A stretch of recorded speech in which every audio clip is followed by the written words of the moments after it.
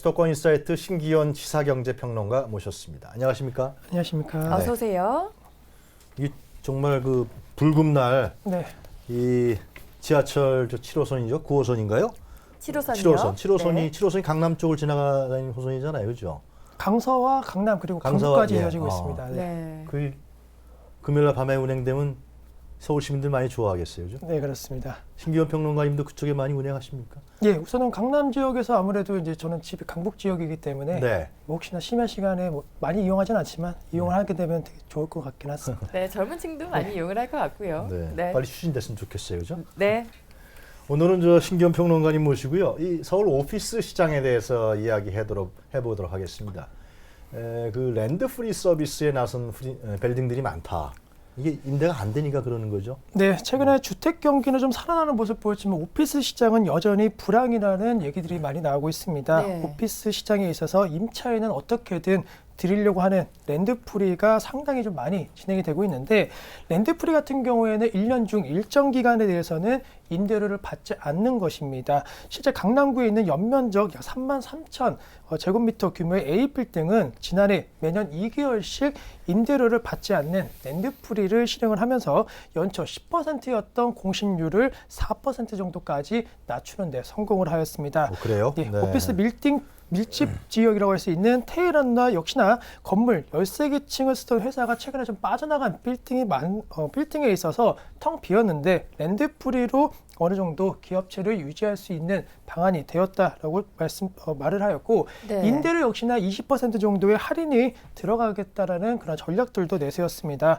상업용 부동산 전문 컨설팅 업체에 따르면은 올해 상반기와 비교해 3분기 강남 주요 역세권 랜드프리 기간은 1에서 2개월가량 늘어나는 그런 추세를 보였다라는 분석을 내놓았고 삼성역 일대의 대형 오피스 D타워 같은 경우에는 올해 1월 랜드프리 기간이 2개월 정도였지만은 9월에는 무려 5개월까지 늘리는 모습을 보였습니다. 대형 오피스인 G타워 마찬가지로 1에서 2개월 정도의 늘어나는 모습을 보이면서 4개월 정도의 시간을 좀 두는 모습을 보였고 임대료 할인은 기본이고 임차인에게 한 달에서 2달 정도 더 임대료를 받지 않는 그런 조건도 불구하고 해상 간판을 뭐 달아주겠다라는 등 여러 가지 좀 대책과 그다음에 여러 가지 임차인을 위한 제도들이 좀 마련이 되면서 얼마만큼 오피스 공실률에 대한 문제점이 심각한지를 좀 나타내주는 사례들이었다라고 정리를 해드리도록 하겠습니다. 네, 그렇군요. 예. 네. 요즘에 그런 말들 하더라고요. 조물주 위에 건물주가 있다.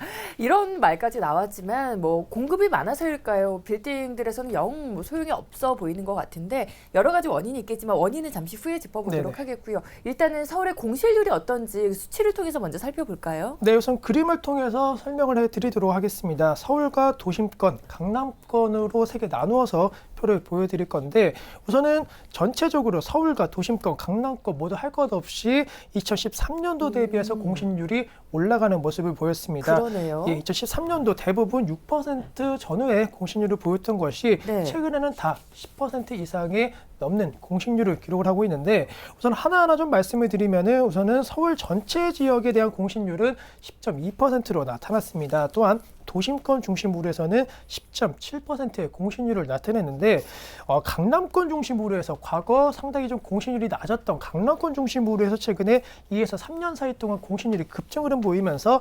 11.5% 서울 그다음에 도심권 중심부로 한 평균치보다도 더 높은 공실률을 기록을 하고 있고 네. 대형과 중소형 사이에 대한 빌딩에 대한 차이도 심각하게 좀 나타났습니다. 네. 특히나 중소형 빌딩 같은 경우에는 2013년도 오히려 대형 오피스 대비해서 좀 안정적인 공실률을 기록을 하였는데 2015년도부터 공실률이 급증 흐름을 보이면서 공실률이 중소형 빌딩 같은 경우에는 11.3%의 공실률을 기록을 하였고 대형 오피스 같은 경우에는 9.6%의 공실률을 기록을 하면서 네. 2, 3년 전까지만 해도 대형 공실률이 상당히 좀 높았던 것이 골칫거리였는데 최근에는 중소형 빌딩과 관련된 공실률이 높아지는 것은 좀 특이사항이다라고 정리를 해드리도록 하겠습니다. 네. 이렇게 공실률이 높아진 이유는 왜 그렇습니까? 네, 우선 뭐 가장 먼저 얘기 드릴 것은 역시나 공급이 많아졌습니다. 사실 건물 임대와 관련된 사업이 경기 불황에도 상당히 좀 호황을 누리고 안정적인 수익 창출이 가능하다라는 그런 분석들과 또 만족도가 높은 투자들이 많았기 때문에 대규모 이 빌딩 관련된 사업 투자가 상당히 좀 이루어졌는데 지난 3, 4년 동안에 강남권 중심으로 해서 중소형 빌딩 신축이 특히나 많이 이루어진 것이 중소형 빌딩의 공실률이 높아진 가장 큰 원인이다라고 말씀드릴 수가 있겠습니다. 강남권 중심으로 해서 사실 대형 빌딩 공급은 최근에 그렇게 많지는 않았지만은 네. 보건산호나 교보타워, 그다음에 선능공원, 선능역이라든가 삼성역 주변에 있어서는 중소형 빌딩들이 좀 많이 들어서는 모습을 보였고 두 번째 네. 같은 경우에는 강남권 지역에 있어서 수요층이 많이 타 지역으로 많이 넘어가는 모습을 보였습니다. 대표적으로 구로, 성수, 성남 등 대규모 디지털 단지라든가 이런 복합 아파트형 오피스들이 많이 들어섬에 따라 갖고 좀 더 싸고 좀 더 효율성이 높은 그러한 지역으로 사무실들이 많이 이전하는 모습을 보였기 때문에 강남권 임차 수요가 급격하게 줄어드는 모습을 보였고 마지막으로 신규 임차 자체가 좀 많이 줄어드는 모습을 보였는데 네. 경기 침체가 이어지면서 법인 설립이라든가 이러한 숫자가 많이 급감하면서 아무래도 사무실을 쓸 수 있는 신규 수요층들이 많이 줄어드는 것도 네. 중요한 원인으로 지적되고 있는 상황입니다. 네, 너무 수요에 비해서 공급이 많다. 공급 과잉에 대한 우려가 계속해서 나오고 있었는데 이런 가운데 특히나 올해 역시 그 공급량이 상당할 거다 이런 전망이 나왔어요. 네, 우선은 역시나 표를 좀 보시면서 말씀을 드릴 건데 서울 네. 오피스 신규 공급 추이에 대한 표가 나왔습니다. 표를 보시면은 2010년도에서 11년, 12년도 같은 경우에는 사실 약간의 정체기를 겪었습니다. 14년도 같은 경우는 좀 줄어드는 모습 보였는데 15년도 그리고 16년도 같은 경우에는 급격하게 늘어날 예정이다. 특히나 16년도 같은 경우에는 아직 1분기에도 채 지나지 않은 상황에서 공급률이 2010년 기준으로는 추월하는 모습을 보였기 때문에 올해 나머지 9개월 동안 얼마나 많은 빌딩들이 들었을지에 대해서는 이 표를 보셔도 예측이 가능하다라고 말씀드릴 수가 있겠고 네. 지난해까지 매년 30여 개 안팎의 연면적 100만 제곱미터 이상의 공급세가 진행이 되었는데 네. 이와 관련된 부분에 대한 폭도 더 늘어날 것으로 예상이 되고 있습니다. 하지만 지역별에 대한 편차는 많이 심각하게 나타나고 있는데 네. 종로와 중구를 뜻하는 도심권, 특히나 장교 4지구, 명동구역, 제3, 4지구 등 청계천 중심으로 한 사무실에 대한 오피스 공급에 대한 부분이 많이 현재 진행이 되고 있기 때문에 네. 강남권과 함께 공실률이 상당히 높아질 것이다라는 우려 요인들이 생겨나고 있고 1, 2년 전까지만 해도 오피스 공실률에 대한 문제가 지적되었던 여의도는 오히려 상황이 호조되고 있는 모습을 보이고 있습니다. 네. 빈 사무실이 상당히 좀 많았던 국제금융센터 IFC와 관련된 부분에 있어서 임차인 모집이 최근에 속도를 내면서 서울 주요 지역보다도 공실률이 많이 줄어드는 모습을 보이고 있기 때문에 강남권 그리고 종로구를 중심으로 한 중구 관련된 부분은 좀 우려감이 높아지고 있고 여의도는 좀 하락세를 보이고 있는 상황 정리를 해드리도록 하겠습니다. 네. 자, 어떻게 보십니까? 그렇게 공신률은 높아지는데 또 신규 빌딩은 계속 세워지고 이 경제에 별로 좋지 않은 영향을 미치겠어요? 어떻게 보세요? 네, 우선은 사실 지금 시점 같은 경우에는 부동산 경기 침체에 대한 우려감 그리고 어쨌든 간에 건물 관리라든가 건물주 중심으로 해서 소비가 만약에 줄어든다라고 한다면은 경제에 대한 악순환들이 예상이 될 수밖에 없는 상황이고 네. 공신률이 높아진다라는 것은 어쨌든 우리나라 그 기업 경계가 상당히 좀 안 좋다라는 것을 보여주는 지표인 만큼 부담 요인들이 현재 작용하고 있는 상황입니다. 또한 최근에 공급 관련된 부분도 청량리 지구라든가 네. 기존 옛날 부도심 관련된 부분에 있어서도 대규모 오피스 건물들이 들어설 예정이기 때문에 향후 공급 관련된 부분은 더 많이 늘어날 수밖에 없다라는 것이 문제점으로 지적이 되고 있고 이 부분에 있어서도 아직까지는 그렇다고 해서 진천이 빠르게 진행되고 있는 것은 아니지만은 청량리를 비롯한 영등포 지역 그다음에 기타 청화동이라든가 이러한 지역에 있어서 새로운 신규 오피스가 새로 들어서기 전까지는 어느 정도 문제를 해결해야지만이 공신률과 관련된 문제점들의 해결에 좀 실마리를 찾을 수 있지 않을까라고 말씀을 드리도록 하겠습니다. 맞습니다. 이 서울의 오피스 공실률이 서울 경제에 미칠 영향들에 대한 선제적인 대응이 필요해 보입니다.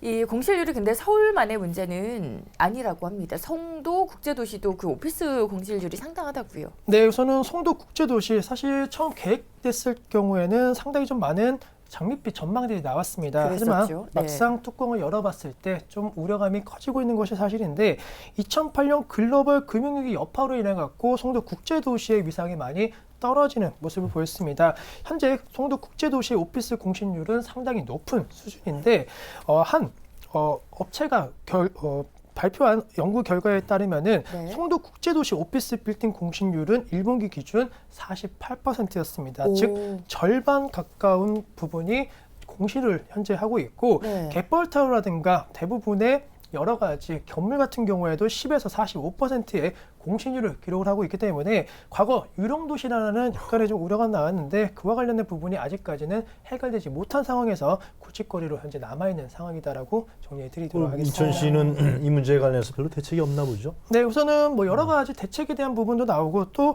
전체적으로 분석에 대한 부분도 좀 빠르게 진행되고 있는데 국회 국토교통위원회 소속 의원의 한 자료에 따르면은 네. 전국 상업용 빌딩 공실률 현황에 대한 부분이 나왔습니다. 서울, 경기 등 수도권보다 전북, 경북 등 지방을 중심으로 해서 매년 빈 건물이 더 늘어나고 있다는 그런 표가 나왔는데 네. 경기도 같은 경우에는 오피스 공실률이 5.8%, 중대형 건물이 8.1%, 오피스 경우 인천 같은 경우에는 18.6%, 중대형 건물은 10.5%였고 전국 기준으로 본다라고 한다면 오피스는 13.1%, 중대형 건물이 10.7%이기 때문에 네. 지금 앞서 뭐 서울, 경기, 인천권의 공실률이 심각하다라고 말씀을 드렸는데 사실 더 심각한 거는 전국 전체적인 공실률에 대한 부분은 더 심각성이 나타나고 있고 그러네요. 매년 전국의 빈 사무실과 점포가 증가해서 올해 평균 오피스 빌딩 공실률은 13.1%대로 현재 거의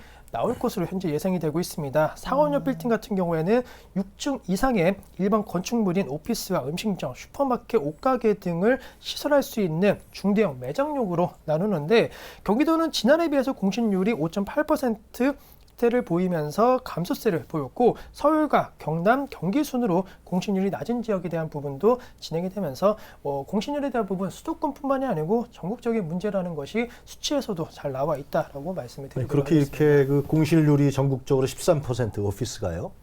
이건 건축 경기에 상당히 영향을 미치겠네요. 네, 우선은 사실 오피스 건축 경기, 물론 뭐 신축 경기와 관련된 부분을 좀 말씀을 드리면은 아무래도 공실률이 높아진다라고 한다면은 대금이라든가 이런 것에 결제에 대한 문제점이 분명히 나올 수가 있겠고. 건설회사 그런 부도 사태라 이런 걸로 연결될 수 있나요? 네, 우선은 아직까지 뭐 부도에 대한 심각성은 나타나고 있지 않지만은 하청업체 중심으로 해서는 자금에 대한 압박감은 커질 네. 수밖에 없는 상황이고 이와 관련된 부분이 계속적으로 공실률 남아있다라고 한다면 신규 투자라든가 그리고 신규 매입에 대한 부분, 토지에 대한 매입 등이 만약에 잘 원활하게 이루어지지 않는다라고 한다면은 전국적으로 부를 축적할 수 있는 부분은 좀 많이 줄어들 수 있기 때문에 소득 증가에 대한 부분도 좀 제한 요인으로 작용하지 않을까라고 말씀드립니다. 그렇겠군요. 그렇겠군요. 네, 뭐 이렇게 공실률 문제로 서울과 수도권을 비롯해서 전국적으로 곤경에 빠져 있다라는 이야기까지 해주셨는데, 자 그렇다면 이 시점에서 그 공실률이 제로인 오피스텔이 있을 거 아닙니까? 네.